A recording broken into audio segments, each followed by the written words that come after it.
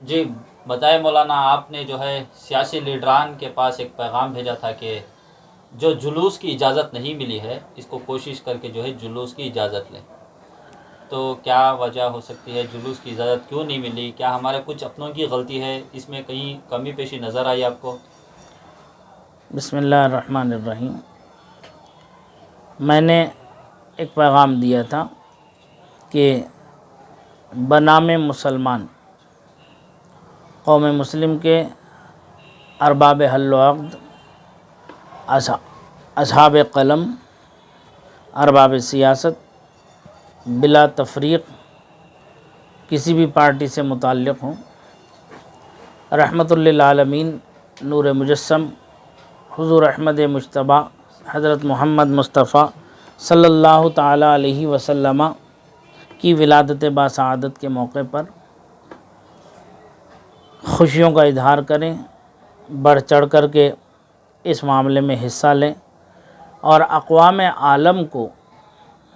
ایک پیغام امن و امان کا ایسا دیں سرکار کی زندگی سے، ان کے کردار سے، ان کی سیرت سے، چونکہ قرآن کریم نے رسول اللہ صلی اللہ علیہ وسلم کی زندگی کو، ان کی سیرت کو اسوہ حسنہ کہا ہے کہ سرکار کی زندگی کا ہر پہلو جو ہے ایک ہیرے کی ہشت پہلو ہیرے کی مانند ہے، جدھر سے بھی سرکار کے پہلو کو لیا جائے گا وہ اپنی روشنی بکھیرتا ہوا نظر آتا۔ سرکار ایک ایسے مصلح قوم و ملت ہیں کہ جن کی تبلیغ و ہدایت سے لاکھوں لاکھ لوگ بلکہ کروڑوں لوگ آج تک ہدایت پا چکے، بھٹکی ہوئی راہ سے راہ ہدایت پر آ چکے، اپنی دنیا بھی سنوار لی اور اپنی آخرت کو بھی انہوں نے بہتر کر لیا۔ سرکار کی گھریلو زندگی کو دیکھا جائے کہ داخلی زندگی کیسی رہی، چونکہ حضور صلی اللہ علیہ وسلم کی ایک ذات پوری کائنات کے اندر ایسی ہے کہ جتنے اچھے طریقے سے آپ کے لیل و نہار صبح و شام محفوظ کیے گئے ہیں تاریخ کے اندر، ایسا دنیا کی کسی قوم، کسی برادری، کسی مذہب کے لیڈر کی کوئی تاریخ نہیں ہے۔ یہ جہاں اپنے اس بات کا اعتراف کرتے ہیں وہیں غیر بھی اس بات کا اعتراف کرتے ہیں۔ ابھی پیچھے ہی آپ حضرات کو معلوم ہوگا کہ دنیا کے 100 مشہور لوگوں کا ذکر ایک انگریز نے اپنی کتاب میں کیا تھا، اس میں سب سے پہلا نمبر حضرت محمد الرسول اللہ صلی اللہ علیہ وسلم کو دیا کہ ان کے جیسی مثل و مثال پوری کائنات عالم میں نہیں ہے۔ اعلیٰ حضرت رحمۃ اللہ تعالیٰ علیہ نے فرمایا تجھے یک نے یک بنایا، اللہ وحدہ لا شریک تنہا ہے، اس نے آپ کو پوری عالم میں تنہا بنایا، اپنا محبوب ایسا کہ نہ اس سے پہلے کوئی نہ ان کے بعد کوئی ایسا محبوب آئے گا۔ تو کہنے کا مقصد یہ کہ عید میلاد النبی صلی اللہ علیہ وسلم ایک ایسا موقع ہے، ایک ایسا ہمارے پاس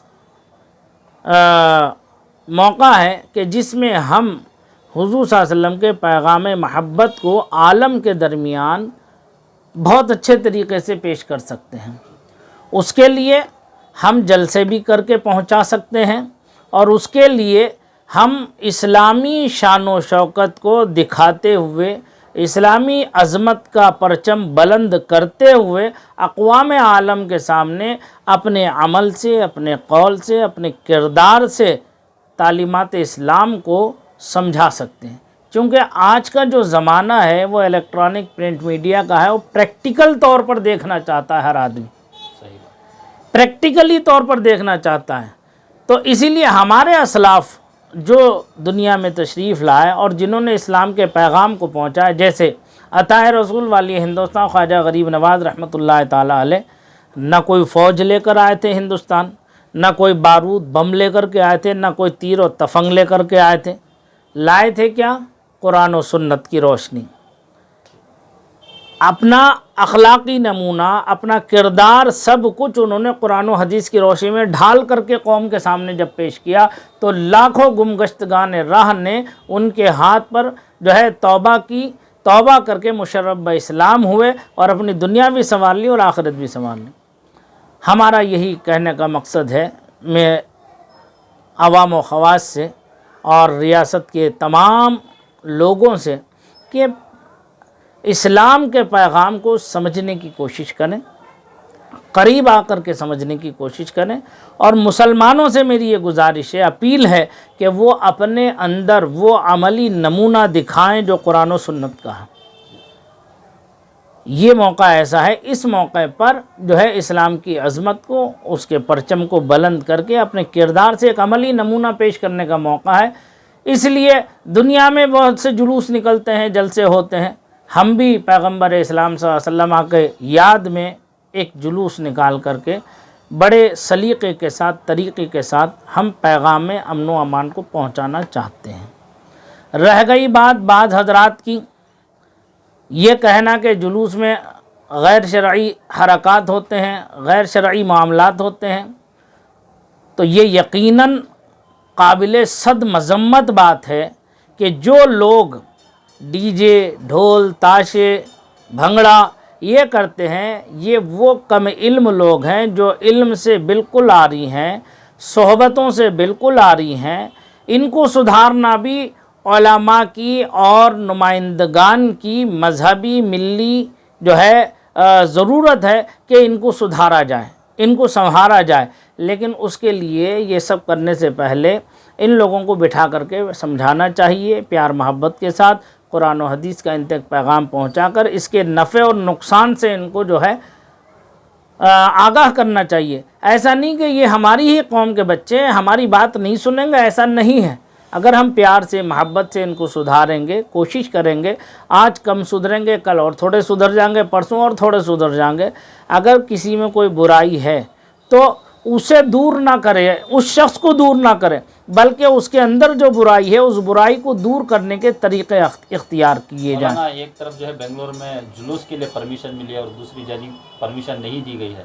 جبکہ گنیشا کی جلوس کو پرمیشن ملی تھی، نوراتری کے موقع پر 9 دن جو ہے وہ اپنے جشن کو مناتے رہے، لیکن یہاں پر جو ہے خاص بات یہ ہے کہ میلاد النبی کی جلوس کو جو ہے پابندی لگائی گئی ہے، اور اس پر جو ہے سیاسی لیڈران اور علماء کرام بھی خاموش ہیں۔ مولانا دیکھیے، میں نے پہلے بھی یہ بات عرض کی تھی، میں اب بھی یہ بات عرض کر رہا ہوں، جیسا کہ میرے علم و اطلاع میں یہ ہے کہ ہائی کورٹ کی طرف سے چند ایسے راستے ہیں، چند ایسے علاقے ہیں جہاں پر پابندی لگائی گئی ہے کہ ان علاقوں میں اگر کوئی بات ہوتی ہے تو پھر لا اینڈ آرڈر کا ایک مسئلہ پیدا ہوتا ہے۔ ہم کہتے ہیں ٹھیک ہے، کوئی بات نہیں، اگر حکومت کے نمائندے چاہیں اور انتظامیہ چاہے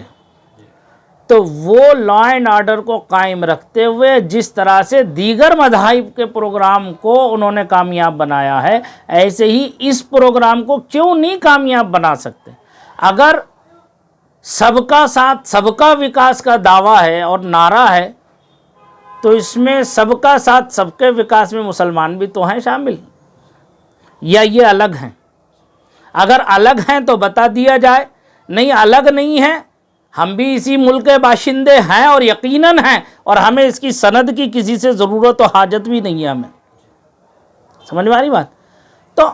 یہاں کی جو موجودہ حکومت ہے، اگر وہ چاہے، ہمارے سی ایم صاحب چاہیں، ہوم منسٹر صاحب چاہیں، مائنارٹی منسٹر چاہے، اور ڈی آئی جی، آئی جی اور کمشنر صاحب اگر چاہیں، اور تو وہ اپنے ماتحتوں کو اس طرح سے منظم کر سکتے ہیں کہ ڈسپلن بھی قائم رہے، کوئی بدامنی بھی نہ پھیلے، اور ہر علاقے سے جلوس نکل جائے امن و امان کے ساتھ، پیار و محبت کے ساتھ۔ میں یہاں پر ایک بات ضرور کہوں گا، جو بھی ڈی جے کے ساتھ آئے اسے جلوس میں شریک نہ ہونے دیا جائے۔